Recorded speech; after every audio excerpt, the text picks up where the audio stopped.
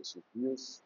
Vamos continuar a nossa sequência, na exposição desse livro. Abra no livro de Atos, no capítulo 13. E vamos ler do verso 13 ao verso 15. Nós vamos trabalhar só esses versos hoje. Hoje à noite aqui para a igreja. Atos, capítulo 13, verso 13 a 15. Diz assim a palavra de Deus. E navegando para Pafos, Paulo e seus companheiros viajaram a Perge, da Panfilha. João, porém, deixando-os, voltou para Jerusalém. Mas eles, saindo de Perge, chegaram a Antioquia e Pisídia. No sábado, entraram na sinagoga e sentaram-se. Depois da leitura da lei e dos profetas, os chefes da sinagoga mandaram dizer-lhes: Irmãos, se vocês têm alguma palavra de consolo para o povo, falem. Vamos parar aqui. Vamos orar, Senhor. Ó Deus, obrigado pela tua palavra, da forma que ela nos é revelada. E também, Senhor, da forma que o Senhor se revela mesmo. Agora, Senhor, abre nosso entendimento para entendermos esses versos aqui e aplicarmos ao nosso coração os teus ensinos contidos nesses 3 versos, Senhor. Assim nós te oramos em nome de Cristo. Amém. O tema hoje, irmão, da nossa exposição é: o chamado missionário não é para todos. Então nós vamos tratar desse tema hoje. Eu vou trazer aqui uma introdução, depois eu vou entrar no contexto e nós vamos depois seguir aqui os 2 pontos, né, sobre esse texto que nós lemos aqui. Sempre tenha em mente isso, que o chamado missionário não é para todos. Vamos entender o porquê disso e como é que a igreja se envolve no seu caráter missionário. Então vamos aqui à nossa introdução. Em Atos 12, Lucas narra a descentralização do evangelho da igreja de Jerusalém para Antioquia da Síria. O alvo será dessa descentralização os confins da terra, o mundo gentil. Isso no início do capítulo 12. Em Atos 13, Lucas narra, né, a igreja partindo literalmente aos confins da terra por meio de Paulo e Barnabé, mediante a escolha do Espírito Santo e o reconhecimento e bênção da igreja, e o envio da igreja. Paulo e Barnabé partem sob a direção do Espírito Santo, comissionados pela igreja local. Eles saem de Antioquia da Síria, rumo à Galácia, levando João Marcos como auxiliar, fazendo sua primeira parada em Pafos, capital de Chipre, seguindo para Antioquia da Panfilha. Então, Lucas vai tratar desse trajeto de Paulo, Barnabé e João nesse contexto aqui. Os capítulos 13 e 14 do livro de Atos narram a primeira viagem missionária de Paulo, Barnabé e João Marcos, como auxiliar. Como a narrativa é longa e cheia de detalhes importantes, vamos dividi-la em vários sermões. Essa é a minha proposta. Hoje vamos nos deter em Atos 13 a 15, com o tema: o chamado missionário não é para todos. Agora vamos ao contexto do nosso texto aqui. O capítulo 12 termina com o avanço da igreja frente à perseguição do Estado. No capítulo 13, Lucas revela, não é, esse avanço da igreja, não é, revelando a realidade dos dons espirituais na igreja de Antioquia. Havia na igreja profetas e mestres. Então, o evangelho continuava, a igreja crescia. Agora, preste atenção. Quanto aos profetas, do contexto aqui de Atos 13, né, capítulo 1, o verso 1, vamos entender quem são esses profetas. Nesse contexto, nós vamos ter que ouvir Paulo primeiro, em 1 Coríntios 4, 3. Ele diz o seguinte: o que profetiza fala para as pessoas, edificando, exortando e consolando. Então esse é o profeta. Esse é o profeta. Então, os fundamentos da profecia bíblica são três: edificação, exortação e consolo. Para quem? Para a igreja. Então, quando Lucas fala aqui em Atos 13:1 que havia profetas e mestres na igreja, esses profetas são aqueles homens que pregam edificando a igreja, exortando a igreja e consolando a igreja por meio da pregação da palavra de Deus. Não são aqueles que veem o futuro, que prevêem o futuro. Esse que não é o contexto desses profetas. Mas eles conhecem a palavra de Deus e consolam, exortam a igreja, não é?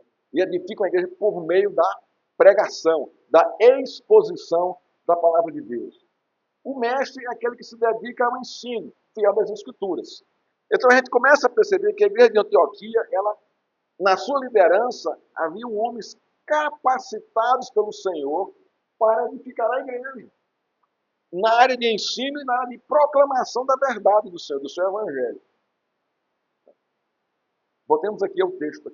A perseguição estatal e religiosa não impediram a igreja de crescer e de ser edificada pelo Senhor. Em Atos 13:1, há 4 fatos importantes com relação à liderança da igreja de Antioquia. A gente tá aqui ainda vou ter que ir para o verso 1, antes de chegar lá ao verso 3. Aqui é o contexto. Primeiro fato: os dons de Deus derramados sobre a igreja é para edificação da igreja. Profetas e mestres são dons de Deus. Mas qual é o objetivo? Edificar a igreja. Segundo fato: 3 dos 5 líderes aqui, exposto aqui no verso 1, né, eram gentios. Não eram judeus. Simeão, Lúcio e Manaém. E eram profetas e mestres da igreja. Olha que coisa interessante aqui. Então a gente começa a ver Deus distribuindo os dons para os gentios, para que eles proclamem o evangelho. Terceiro fato: o sacerdócio universal. Eles estavam orando, jejuando e adorando sem a mediação de um sacerdote. Isso foi extinto, não tinha mais. Então tudo isso é registrado e exposto na igreja de Antioquia.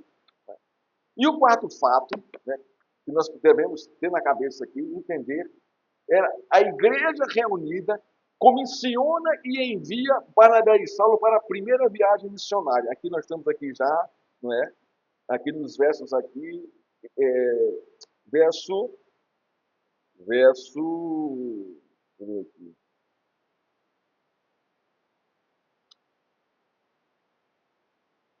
no verso 2, separem-me agora Barnabé e Paulo para a obra que eu os tenho chamado. Então ele vê aqui que é uma igreja que está crescendo, que cresce, já é uma igreja formada com liderança e o entendimento do comissionamento dos seus enviados para levar o evangelho ao mundo gentil. Né? Estes fatos formam a base da igreja de Antioquia, o derramado dos dons de Deus, a liderança gentílica ou gentia, o exercício do sacerdócio universal dos crentes e, por fim, a igreja comissionando e enviando seus líderes sob o poder do Espírito Santo para a obra missionária. Em toda a narrativa do avanço missionário no livro de Atos, esses fatos vão ser repetidos e intensificados conforme a fundação e a expansão do Evangelho e da Igreja do Senhor. A gente vai observar isso em todas as viagens de Paulo, esses fundamentos. Né? O derramado do dom de Deus, a liderança gentia, o exercício do sacerdócio universal da igreja, e por fim a igreja comissionando e enviando seus líderes para um avanço missionário sob o poder do Espírito Santo. Agora, preste atenção aqui uma coisa. Antes de entrar na narrativa propriamente dita aqui, vamos explicar que no Império Romano haviam 2 Antioquias. Uma era Antioquia, que estava na Síria. É de onde Paulo e Barnabé e João Marcos partem para a viagem missionária. E a outra é Antioquia de Pisídia, que é até onde Paulo chega lá com Barnabé para pregar o evangelho, ali na região da Galácia. Então, a gente não confundir. Antioquia de Pisídia é de onde Paulo parte para o avanço do evangelho de Cristo ao mundo gentil, e Antioquia de Pisídia é onde ele chega para a sua primeira viagem missionária, lá na Galácia. Então, o contexto dos versos 14 a 52, aqui da da narrativa do capítulo 13, acontece em Antioquia de Pisídia, na cidade da região da Galácia. A gente vai ver isso aqui no prosseguir com a nossa exposição do capítulo aqui do verso 14 em diante, né, que vai ser a nossa próxima pregação, é o testemunho de Paulo em Antioquia. A maior parte da narrativa do capítulo 13 é a pregação de Paulo em Antioquia de Pisídia, quando ele chega lá com Barnabé, para os judeus locais que frequentavam a sinagoga. Contudo, nesse contexto aqui, é o que nós vamos nos deter hoje, há um personagem chamado Marcos ou João, e há um fato que demonstra a desistência da sua viagem missionária no meio do caminho. Isso deve chamar a nossa atenção, que está aqui narrado por Lucas. Foi justamente o texto que nós acabamos de ler aqui, 13, do 13 ao 15. Então, o tema da nossa pregação é esse: o chamado missionário não é para todos. Então, vamos dividir a nossa exposição em 2 pontos. Primeiro, Marco e sua desistência. Vamos entender o porquê ele desistiu.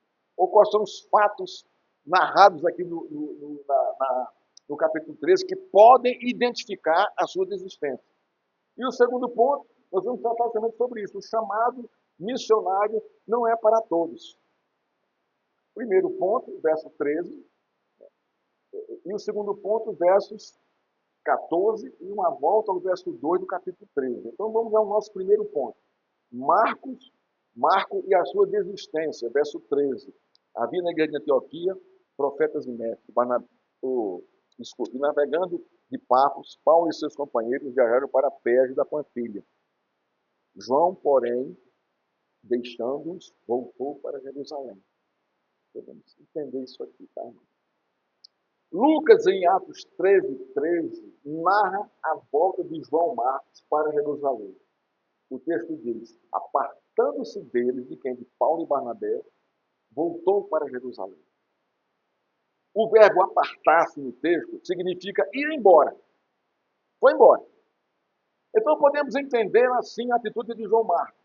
De Perge, foi embora para Jerusalém sem uma justificativa ou uma satisfação para Barnabé e Paulo, que o texto não diz. Lucas não narra. Simplesmente a gente entende que não houve qualquer justificativa, qualquer satisfação dele, porque eu estou voltando para casa. Não há. Em Atos 13:5, João Marcos aparece como auxiliar de Barnabé e Saulo, na sinagoga em Salamina, onde Paulo prega o evangelho de Cristo. Então, Atos 13:5. Está muito claro isso aqui. Diz assim: quando chegaram a Salamina, começaram a anunciar a palavra de Deus nas sinagogas judaicas. Tinham também João como auxiliar. Esse João aqui é João Marcos. Em Lucas 13, ele é mencionado como companheiro de Barnabé e de Paulo na cidade de Perge. Então aqui nós estamos já em Perge. João, porém, deixando, voltou para Jerusalém. De onde? Navegando de Pafos, Paulo e seus companheiros, aqui inclui João Marcos, viajaram para Perge, da Panfilha. Ali ele volta. Em Perge, João Marcos é identificado como aquele que desiste de auxiliar Barnabé e Paulo na viagem missionária e volta para Jerusalém. Lucas não explica a razão da desistência de Marcos. Simplesmente informa que ele, de Perge, voltou para Jerusalém. As consequências desse fato aparecem na segunda viagem missionária de Paulo. Isso está em Atos 15, 36 a 41. E qual é a consequência aqui? Há um conflito entre Paulo e Barnabé por causa de João Marcos, na segunda viagem missionária de Paulo. Barnabé queria levar João Marcos de novo. Paulo não achou justo levá-lo, porque ele havia desistido na primeira viagem. Está lá no texto, em Atos 15, 36 a 41. Então, Paulo e Barnabé estão nos caminhos opostos, caminhos diferentes. Na segunda viagem missionária, Barnabé leva João Marcos e vai para Chipre, a sua cidade natal. Paulo leva Silas e vai para a Síria e Cilícia. Então, há um conflito aí, há uma consequência dessa desistência de Marcos. Isso vai ser exposto lá em Atos 15. Né? Seu nome completo é João Marcos. Ele aparece em Atos 12, 2. Olha o que diz o texto aqui, Atos 12, 2. 12, 12, desculpa. Em Atos 12, 12. Que diz assim: ao se dar conta disso, Pedro resolveu ir à casa da mãe de Maria, mãe de João, também chamado Marco. O que está acontecendo aqui? Né? Quando Pedro é libertado pelo anjo da sua segunda prisão em Jerusalém, ele vai à casa de Maria, mãe de João Marcos. Então aqui aparece João Marcos mais uma vez. A ida de Pedro à casa da mãe de João Marcos revela alguns fatos interessantes, que nós vamos observar aqui agora. Primeiro, havia uma intimidade do apóstolo Pedro com essa família. Então Pedro conhecia João Marcos. Segundo, na casa da mãe de Marcos havia uma recém-formada igreja, que estava orando por Pedro, estava orando por Tiago. Tiago foi morto, Pedro não, mas a igreja estava orando. Terceiro, Marco conhecia muito bem o contexto da perseguição e o desafio de testemunhar a Cristo por meio do testemunho de Pedro e da igreja em sua casa. Ele tinha esse conhecimento, ele sabia dessa realidade. E por fim, irmãos, João Marcos é o autor do segundo evangelho, o evangelho de Marcos, que, segundo alguns historiadores e teólogos, ele escreve o discurso de Pedro. Então, houve a influência de Pedro para Marcos escrever o seu evangelho. Tamanha era a intimidade que Pedro tinha com a sua família. Porém, vejamos agora o fato da desistência de Marcos da sua primeira viagem missionária como auxiliar de Barnabé e Paulo. Barnabé e Paulo eram profetas e mestres. Foram separados pelo Espírito Santo, comissionados e enviados pela igreja de Antioquia da Síria para sua primeira viagem missionária. Agora, preste atenção. Então, a viagem missionária com estes homens, com Barnabé e Paulo, seria uma experiência maravilhosa para João. Mas, ao chegarem em Perge, João Marcos desiste e volta para Jerusalém. Por que ele desistiu da viagem e voltou para Jerusalém, para a sua casa? A casa aqui é uma especulação minha, tá? O texto diz isso. Ele voltou para Jerusalém, onde ele morava com sua mãe, Maria. Lucas não diz porque João desistiu e voltou para Jerusalém. Lucas não narra isso, não dá uma explicação sobre isso. Mas ele deixa claro, nos versos de 1 a 3 do capítulo 13, alguns fatos que podem trazer resposta para a desistência de Marcos, para entendermos a sua desistência. Vejamos esses fatos aqui. Primeiro, João Marcos não aparece na lista da liderança dos profetas de mestre da igreja de Antioquia. Não aparece o nome dele. Então já sabia um luzinho. Segundo, o Espírito Santo literalmente separou Paulo e Barnabé. Você não vê aqui o nome de Marcos sendo mencionado pela escolha do Espírito Santo. Está no verso 2 do capítulo 13. Terceiro, não há menção do Espírito Santo separando e nem a igreja comissionando João Marcos para ir com Paulo e Barnabé. Você não vê isso. Isso não está no texto. Mas isso é de suma importância para entendermos isso, irmão. Para chegarmos ao nosso segundo ponto, que o chamado missionário não é para todos. Estão entendendo aqui, né? Esse fato, o Lucas deixa isso muito claro. Lucas não narra esse fato a troco de nada. Há uma verdade inspirada e revelada nesse contexto que não podemos ignorar ou fechar os nossos olhos. Vamos ver isso no segundo ponto. O chamado missionário não é para todos. Quem foi que o Espírito Santo chamou e comissionou e mandou enviar? Paulo e Barnabé. Ele não missionou João Marcos. Em nenhum momento do texto aqui. Ah, mas Paulo e Barnabé levaram como auxiliar. O Espírito Santo mandou fazer isso? Não, o texto não revela isso.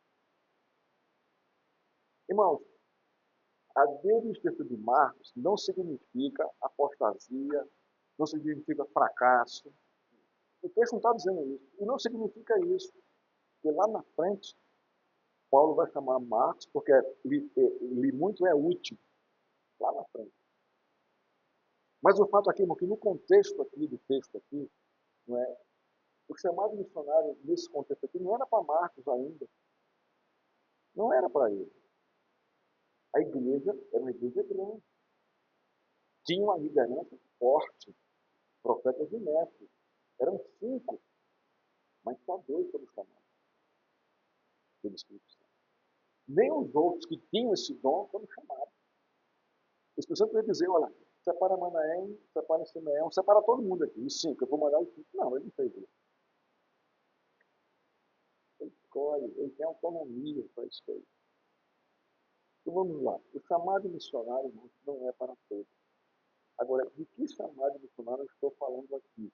Segundo o contexto aqui, é o chamado missionário transcultural.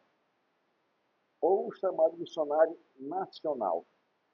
Nós vamos trabalhar aqui no contexto o chamado missionário transcultural para outras nações. Além fronteiras. Entrar em outra cultura. Entrar em um outro povo. Em uma outra realidade completamente diferente da nossa. Então, atente a isso. Não é para todos. Não é para todos, irmão. Porque nós oramos aqui por aqueles missionários aqui da PMT. A Cláudia, o Marcos, o Raimundo, a Tabata, a Simônica.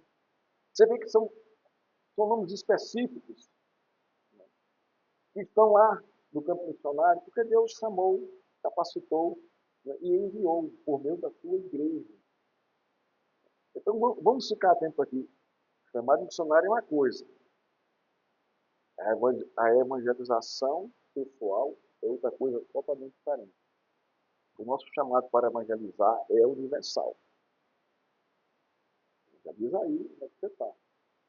Mas o chamado para missões, queira Deus que Deus levante aqui missionários e missionários para ir aos campos, aonde grande parte aqui não vai. Não vai.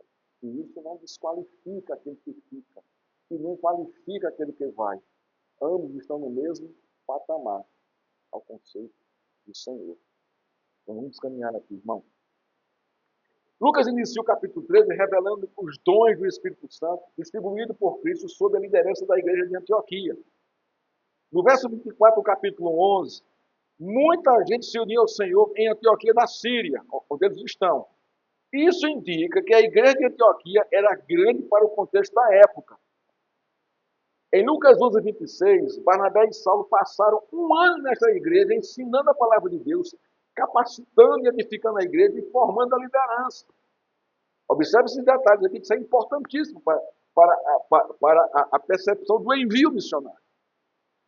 Era uma igreja grande com uma liderança formada por 5 homens dotados e capacitados pelo Espírito Santo, com a finalidade de pregar o Evangelho e ensinar a palavra de Deus para a edificação da igreja local. Nesse contexto, o Espírito Santo escolhe apenas 2 servos para fazer a primeira viagem missionária, para a obra que ele tinha separado para ele. Temos aqui, irmãos, alguns pontos para levar em consideração quanto ao chamado e à vocação para a obra missionária nacional e transcultural. Aqui eu vou entrar nas 2 perspectivas aqui. Primeiro, ponto que nós devemos levar aqui em consideração. O chamado é do Senhor e confirmado por meio da Escritura. Presta atenção.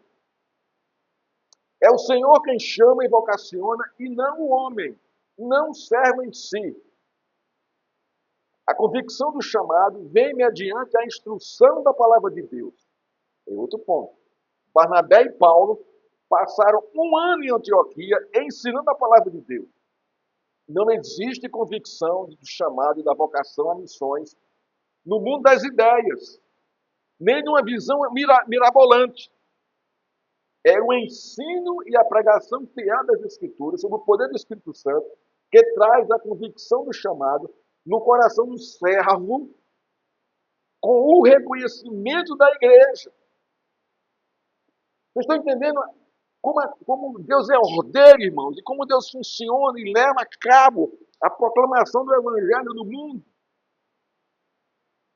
No verso 2, Lucas narra que o Espírito Santo separou e chamou para a obra. E no verso 3, a igreja reconhece e comissiona e envia esses missionários. Estão percebendo aqui, irmãos? Porque a igreja de Antioquia tinha capacidade para enviar esses missionários. Primeiro, Paulo passou ali um ano com Barnabé, ensinando o quê? A teologia, a palavra de Deus, a doutrina. Capacitou o homem, Deus distribuiu dons, fortaleceu uma igreja saudável. E foram 2 homens, e quem vão? Os principais, se podemos dizer assim, né? Paulo e Barnabé. Então, irmãos, é importantíssimo. O chamado é do Senhor e confirmado por meio da Escritura, da palavra de Deus. Segundo, a capacitação na Escritura, mediante o poder do Espírito Santo, é necessária e inegociável. Irmãos, não se envia ninguém para pegar o Evangelho sem estar capacitado, sem estar madurado na teologia e na vida pessoal. Se existe maturidade, porque os desafios são enormes. São grandes desafios. Missões não é um sonho, não um conto de fadas, não é isso. É um desafio grande para a família que vai. E um desafio grande para quem fica, para quem está enviando também. Então, irmãos, essas famílias, esses homens que estão aí, que nós oramos, missionários da PMT, missionários da JMN, eles passam por uma capacitação teológica missionária, para não chegar no campo e fazer como Marcos. Desistiu, não estava maduro para fazer a coisa, para assumir o compromisso. É o caso de Marcos aqui, né? Não estava maduro ainda, por isso que voltou. Ele não desistiu, ele só voltou. Então a gente deve levar isso a muito sério. Então, quando nós oramos por esses que estão aqui no boletim, irmãos, passaram por tudo isso, essas famílias passaram por isso. Não só os pastores todos, mas também toda a família, a esposa e os filhos. Porque o desafio é para toda a família, não é só para o pastor, não. Todos estão enfrentando um desafio de uma outra nação, de um outro povo, uma outra cultura, completamente diferente, uma outra língua, uma outra forma de pensar, de agir, outros costumes. E ali você tem que pegar a palavra de Deus. E por vezes, são rejeitados. Muitas vezes são rejeitados. Não querem ouvir. E querem que você saia do país. Vai embora. O que você está fazendo aqui? O que você está fazendo aqui? Então, a capacitação, irmãos, ela vai maturar o coração, ela vai maturar a relação com Deus. Observe que Lucas é enfático e claro quando diz: havia na igreja de Antioquia profetas e ministros, isto é, homens capacitados para pregar e ensinar as Escrituras. O foco dos profetas e mestres está no dom que esses servos do Senhor receberam do Espírito Santo por meio da instrução da palavra de Deus. O dom não vem assim à toa, para nada, tem um objetivo. Deus tem um objetivo, Deus tem propósito quando capacita alguém com um dom de profecia, de pregação e do ensino. Há um propósito aí, irmão, de Deus. E a educação da sua igreja, tanto local como lá fora. Esses homens desenvolveram o dom da pregação, a profecia, né, e do ensino por meio da ação do Espírito Santo, capacitando na palavra de Deus. Isto é, Deus distribuiu seus dons e capacitou os seus servos a usá-los com temor por meio do conhecimento da sua palavra. É a palavra de Deus que os instrui e capacita para a obra que foram chamados. Não é a sua vontade, não é o seu pensamento, meu irmão. Observe que o Espírito Santo primeiro capacitou a igreja por meio do ensino da pregação do Evangelho e depois separou homens capacitados no conhecimento da palavra de Deus para a obra, para ir às missões. Isso é fundamental, irmão. Não se deve abrir mão disso. E quanto mais velho for o missionário, melhor. Quanto mais jovem, mais fácil de existir. João Marcos era um jovem nesse contexto. Paulo e Barnabé já eram mais velhos. Aguentavam mais pressão. Os jovens não aguentam tanta pressão. Qual é o nosso desafio hoje, irmãos, como Deus do Senhor? É justamente esse desafio. O seminarista, né, termina no seu curso, ninguém quer ir para o interior, quer ficar na capital. É mais facilidade, está mais próximo da universidade, está mais próximo do seminário, está mais próximo de uma capacitação, de uma pós-graduação, de um mestrado de doutorado. Não é? Então, essa hoje é a visão que nós temos vivendo. E há um lugar no Brasil, irmão, que se você não tiver no currículo um mestrado ou um doutorado, você não assume pastorado de igreja. Está definido. Então, há uma carência muito grande nos nossos interiores, porque os capacitados não querem ir, não querem assumir o desafio. Eles querem o conforto, a facilidade que um centro urbano oferece. Porque ir para o interior, onde falta muita coisa, irmão, onde há carência de muita coisa, né, é um desafio grande aqui no nosso país. Agora imagina lá fora. Mesmo nessas nações com grandes capitais, a gente acha que maravilhoso. Não, ele vai ser missionário em Paris, que coisa linda. Coisa linda nada. Uma cidade completamente ateia, materialista, que rejeita o evangelho. É uma nação, é um deserto profundo ali. Imagina o desafio. E muitos vão e não aguentam. E voltam, pedem para voltar. Porque não dão conta da sequidão, da rejeição que acontece. Tanto nos interiores como nos grandes interiores. Então, o desafio de missões, irmãos, é o mesmo nível, lá e cá. Mas, em nosso contexto, né, o que falta é isso, é a disposição dos nossos seminaristas, né, daqueles que foram chamados e capacitados, de irem assumir o desafio, né, de estarem nesses lugares que há necessidade. O terceiro foco aqui, irmão, é do nosso contexto aqui. A igreja fiel reconhece, comissiona e envia e sustenta seus missionários.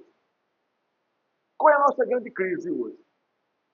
É que a igreja reconhece, comissiona, envia, mas na hora do sustento, ela diz assim, você tem que levantar seu sustento. A gente não pode lhe manter. Está vendo a contradição? Isso a igreja está experimentando. Então sai o missionário pulando de igreja em igreja com o seu projeto. Olha, eu estou indo para o norte da África, eu estou indo para o Timor-Leste, eu estou indo para a Ásia. E ele passa em todas as igrejas para poder angariar quem possa ajudá-lo a contribuir na sua manutenção lá. Dele não, da sua família. E a igreja... É lindo isso. Ah, vamos enviar um missionário. É bonito demais. É maravilhoso, mas vá ver o pano de fundo disso aí. Então, irmãos, isso aqui é muito sério. Isso aqui é muito sério. A nossa responsabilidade, quando nós reconhecemos, quando nós comissionamos, quando nós enviamos, é um sustento fiel. Eu falo sustento material, capital, dinheiro para se manter, para estar lá, dar uma vida lá, convívio da sua família. Não é viver benegando pão o tempo todo, não, mandando carta o tempo todo para as igrejas pedindo recurso, ajuda, porque não pode se manter, está difícil. Ou estão volta do campo porque não tem que sustento. Então, essa é a nossa realidade. Hoje a nossa igreja ela é infantil, muito infantil na obra missionária. Tanto da PMT como também da JMN. Essas organizações deveriam ser mais robustas na hora que enviam seus missionários. E tem recurso para isso. A igreja presbiteriana não tem recurso para isso. Mas o que ela investe, irmãos, é muito pouco. É muito pouco. Pastores passando necessidade, aqui e lá fora. A igreja diz, levante seu sustento. É muito fácil isso, dizer isso. Então, mas o que a gente vê aqui é justamente o contrário. Né? O que a gente vê aqui é justamente o contrário. É a igreja. Né? É a igreja enviando, né, os seus missionários. Então, jejuando e orando, e impondo as mãos sobre eles, os despediram. Mas veja aqui que há um comprometimento, há um compromisso, né, de jejum, de orar, de estar junto com eles. Nós vamos junto com vocês, dessa forma. O foco das missões, irmãos, não são os campos missionários, nem os missionários, nem a urgência da obra missionária. Não é isso, irmão. O foco central da obra missionária é a igreja fiel do Senhor. É a igreja o foco. Não são os missionários nem os campos missionários. Mas é a igreja que é responsável por isso. Uma igreja fiel ao Senhor e sua palavra implica em missionários fiéis e missões saudáveis. Mas a gente não vê isso na prática. É muito bonito a igreja dizer, olha, nós temos 5 missionários enviados. Mas pergunta como é que eles estão sobrevivendo lá. Qual é a participação monetária da igreja no sustento desses homens, dessas famílias? E no geral, irmãos, esses missionários, eles estão o tempo todo enviando carta, né, com testemunho das suas ações lá fora, pedindo recurso, pedindo ajuda. Porque a nossa igreja brasileira é muito infantil, sabe? Não tem esse compromisso. Nós aqui mesmo, isso para mim é vergonhoso.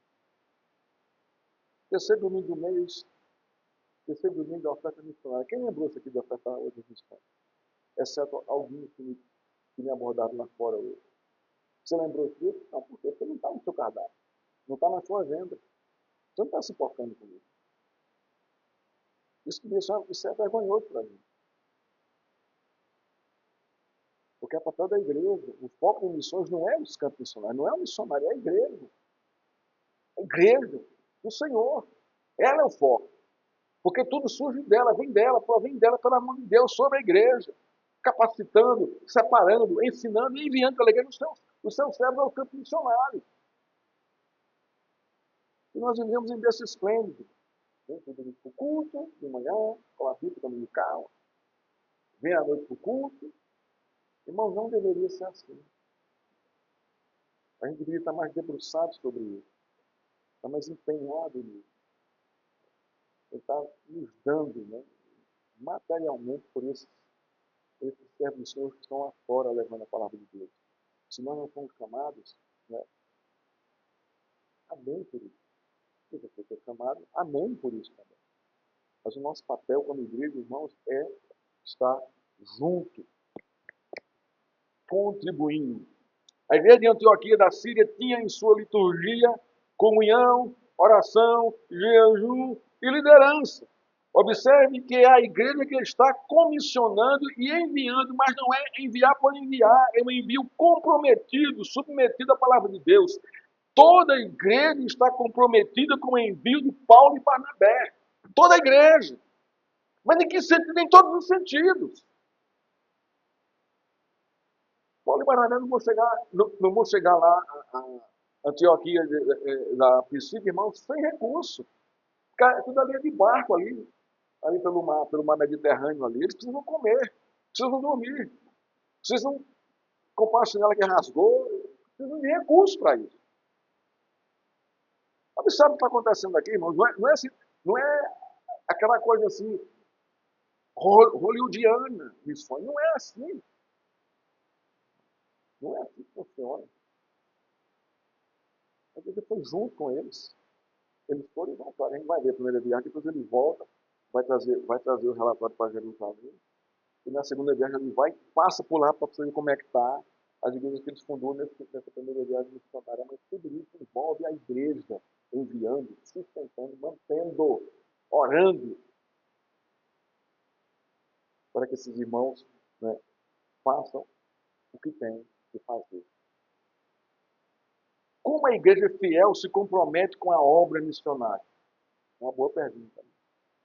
É comum em nossos dias ouvirmos o seguinte ensino: se você não pode ir ou não foi chamado, ore e contribua.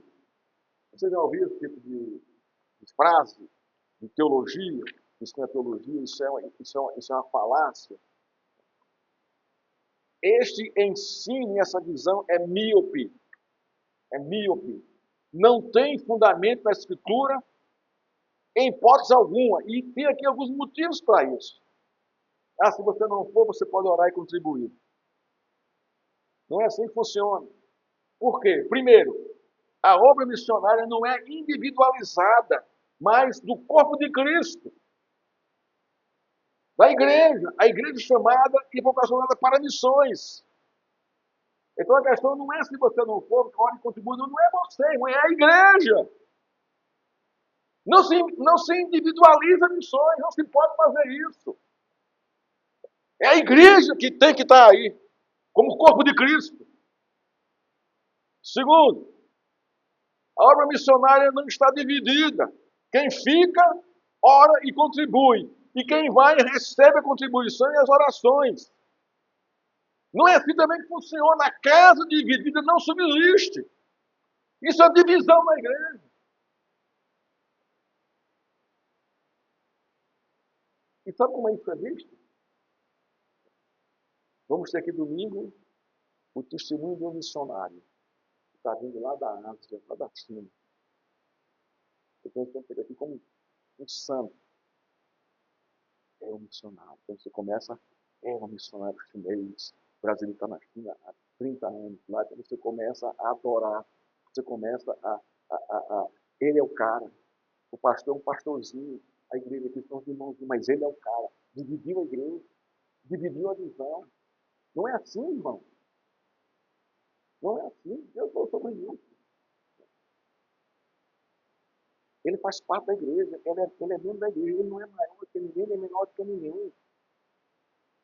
Ele apenas foi chamado e vocacionado por Deus para isso. E você foi chamado e vocacionado para ficar aqui na igreja. A missão é a mesma. Porque é o corpo de Cristo que é chamado para isso. A igreja que é chamada para isso. Então, não, isso é diabólico, isso é terrível. Quem fica e ora, e contribui, quem vai recebe a contribuição e as orações. A casa dividida não subsiste. Toda a igreja, sem exceção, tem caráter missionário e está comprometida com a expansão do reino de Deus no mundo. É a igreja, o corpo de Cristo. Então, quando nós oramos aqui por Raimundo, que é da igreja presbiteriana, por Marcos, que é da igreja presbiteriana, não é? Por Cláudia, Joaquim, Tabata, são nossos irmãos, é da nossa igreja, o nosso corpo, que tem que estar lá junto com ele. É a igreja local que enviou eles também, que tem a maior responsabilidade sobre isso. Não se divide essas coisas. Portanto, irmãos, não se faz missão sem a igreja. Não existe igreja sem a fiel missão de estabelecer o reino de Deus no mundo.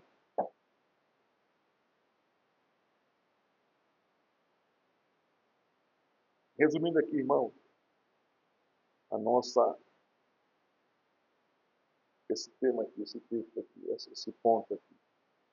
O chamado ao canto missionário não é para todos, como a fé também não é para todos. Paulo fala sobre isso também.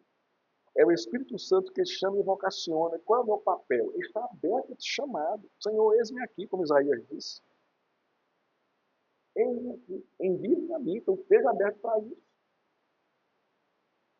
Mas quem vai chamar não é você. É Deus que vai chamar e vai lhe dar convicção, a igreja vai reconhecer, você vai ser capacitado para ser enviado.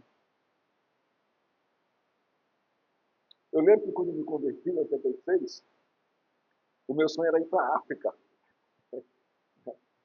E numa pregação, eu vi os missionários falando dos campos missionários, só aquilo me impactou, aquilo me empolgou, eu vou para a África. E cheguei em casa assim, eu vou para a África. Aí meus pais arregalaram os olhos, você está maluco? Eu digo, eu estou maluco, mas eu vou para a África. Aí eu fui conversar com o meu pastor, na época, pastor Adalto. Aí, pastor, eu vou para a África, eu quero ir para a África, o senhor me mande para lá, me envie para lá. Aí ele falou, Germano, você tem quanto tempo de convertido? Eu tenho 6 meses, eu estou com fogo ardendo aqui, coração ardendo, eu tenho 6 meses de conversão. Ele olhou para ele, tá bom. Qual é a sua formação? Eu sou formado em administração, tá? Para deixar que eu vou desenvolver, tal, tal, tal. Aí ele começou a perguntar, aí começou a falar o testemunho dele, como pastor. Aí a minha ansiedade foi baixando, foi baixando, foi baixando. Ele disse, olha, eu sou advogado, formado em direito, mas para assumir o culto da igreja, quando Deus me chamou, Eu passei por uma formação acadêmica. Eu passei por um seminário, para não falar bobagem, não ensinar bobagem. Conhecer quem é Deus e conhecer a sua obra. Irmão, você tem que ser capacitado para isso. Você não pode assim de qualquer forma. Não é assim que se faz missão. Capacite, procure. As pessoas dizem, venha servir aqui na igreja primeiro. Ele me falou, venha servir aqui conosco, venha participar. Venha participar do culto, do poder militar. Sirva aqui aos irmãos, para que o seu chamado se confirme para a igreja. É dessa forma, irmão. É dessa forma. Isso foi em 86. 2016. Eu terminei meu curso, meu seminário. Quanto tempo, irmão? Quanto tempo passando pela formação, pela mão de Deus aí? Deus não me levou para a África. Ele não tinha chamado para mim. Foi coisa da minha cabeça. Eu disse, não, eu vou me preparar nisso. Eu tenho meu tempo. Eu entrei no seminário com 50 e poucos anos. 51 anos, por 50. Olha só, em 86, eu tinha 26 anos. 24 anos depois, você me levou a fazer um seminário e me colocou na igreja para pregar e ensinar o evangelho. Irmão, você tem que ser capacitado tanto teologicamente quanto na vida prática, do dia a dia. Me deu uma esposa, me deu filho, me trouxe maturidade por esse caminho. Você pergunta, pastor, você está pronto para ir para algum outro país? Eu digo, não estou pronto não, eu preciso de mais capacidade para ir, com a família toda. Quem sozinho, coisa com a família é outra. Mas eu qualquer família ali junto, para te dar apoio lá. Então você sucumbe, você morre, você mata. Irmãos, a gente não tem ideia da quantidade de missionários que voltam completamente destroçados, psicologicamente, emocionalmente e teologicamente, porque foram fora da época. Tomar. Muito jovem. Lá na frente a gente vai ver ele lá, ajudando o Paulo. Marcos é muito isso, olha só, a mudança de situação, como ele cresceu, como ele amadureceu. Missões é algo muito sério, irmão. E nós devemos nos submeter à vontade de Deus. Né?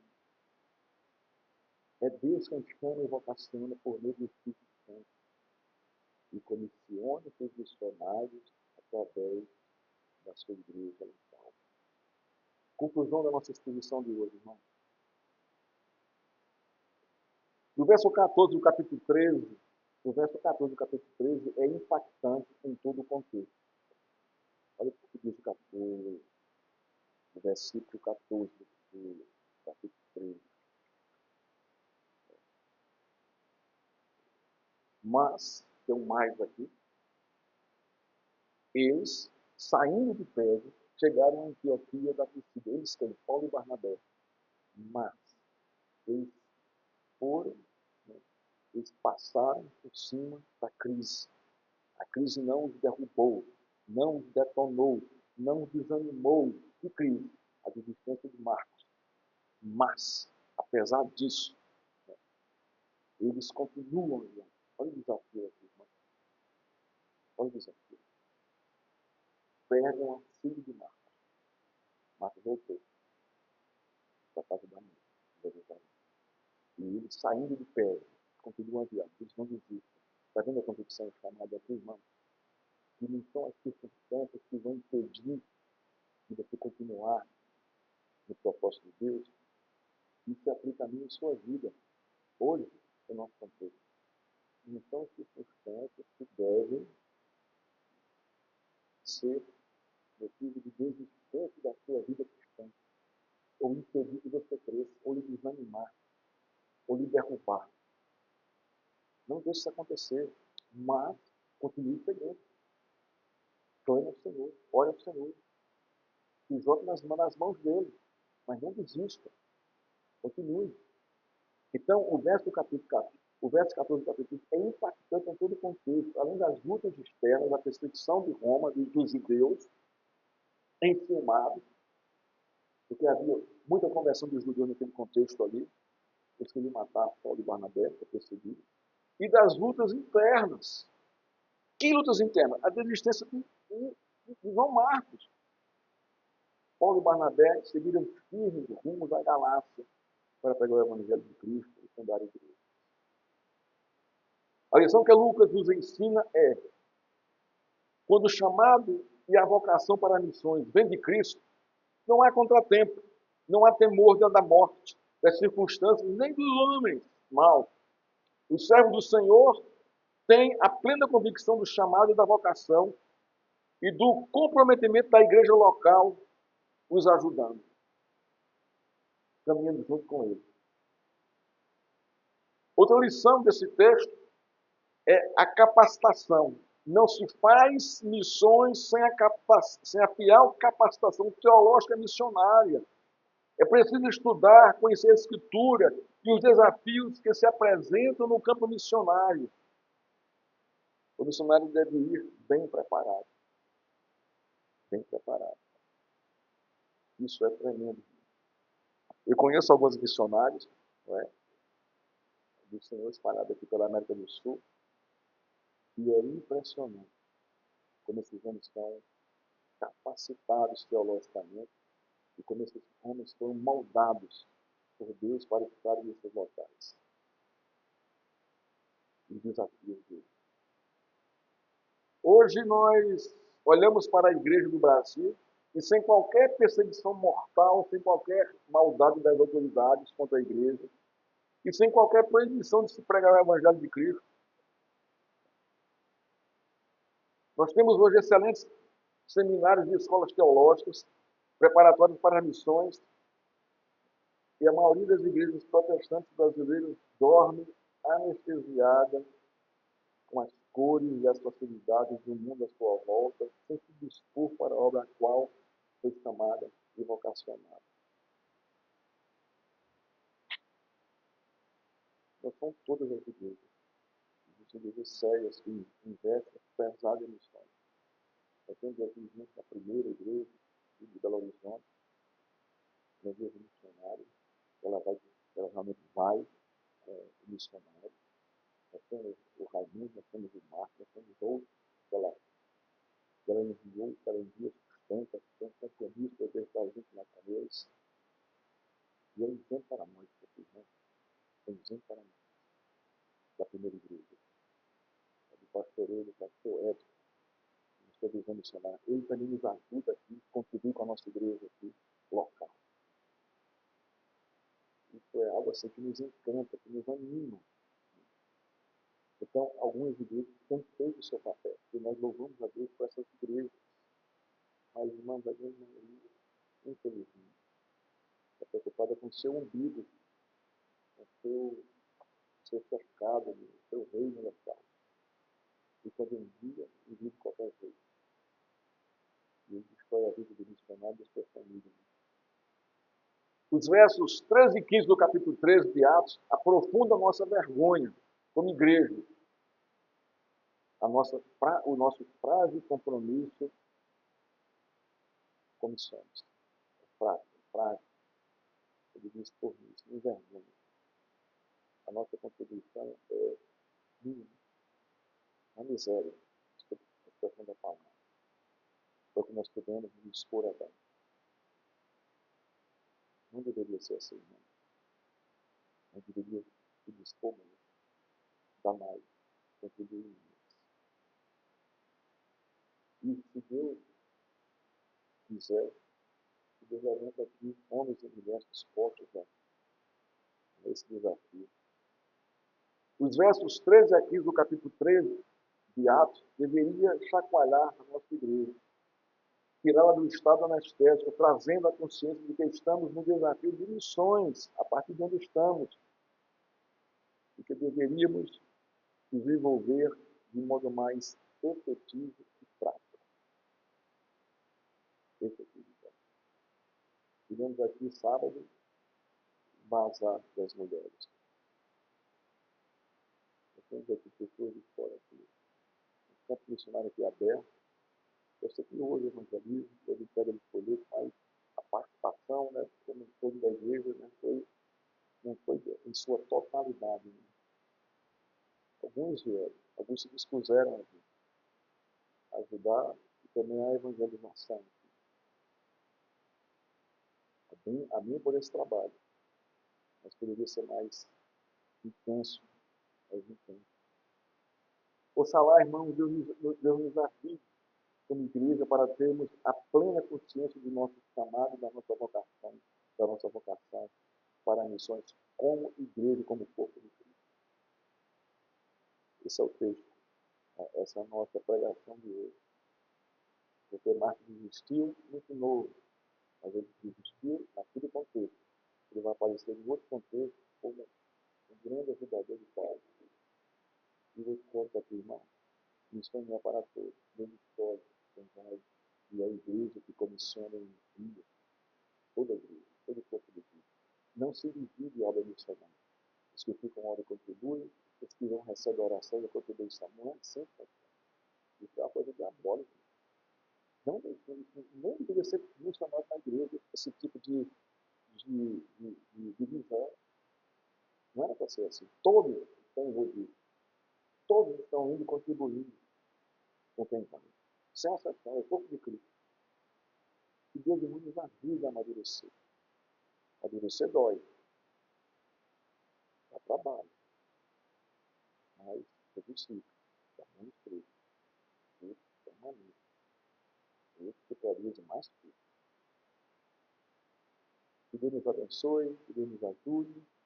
Eu não sou diferente de vocês, eu faço parte desse contexto, tal qual vocês. E me alegra muito.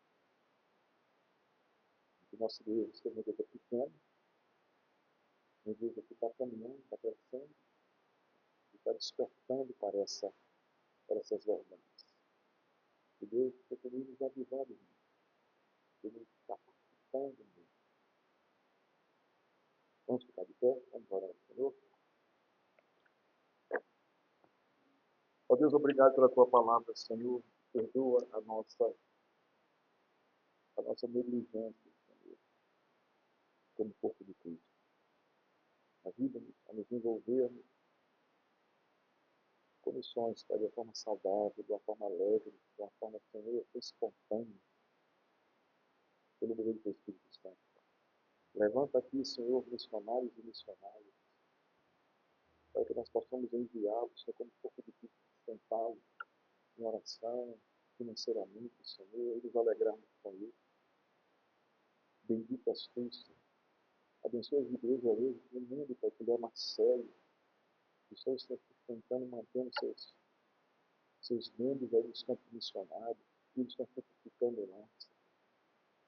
Ó Deus, bendito és tu, que escolhe, bendito és tu, que funda a igreja, que edifica a tua igreja, que vai destruir a igreja, desperta a vida, assim queremos. Que a graça do nosso Senhor Jesus Cristo, que o amor do Pai, e que as bênçãos consolações do Espírito Santo